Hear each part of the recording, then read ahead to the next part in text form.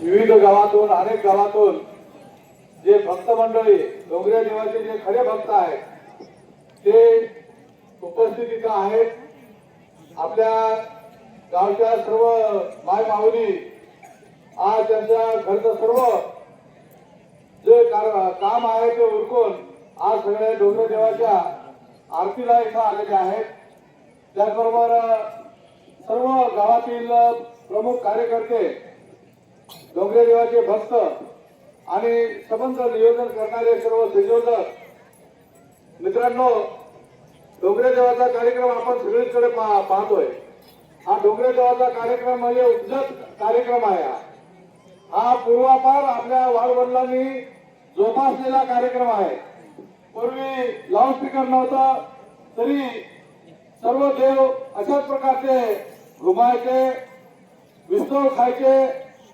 आपल्या अंगावरती जे आपण चापकाचे साठ मारतोय ते पण घ्यायचे.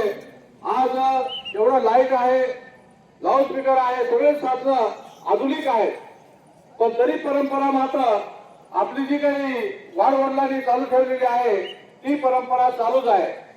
आणि म्हणून आज ह्या परंपरेला आपण जे काही वेगवेगळ्या भागामध्ये वेगवेगळ्या पद्धतीने डोंगरे देवाचा कार्यक्रम साजरा केला जातोय, त्या वेगवेगळ्या भागातील जे काही कलावंत आहेत, त्या भागातील जे देव आहेत त्यांना सुद्धा आपण निमंत्रण देतोय.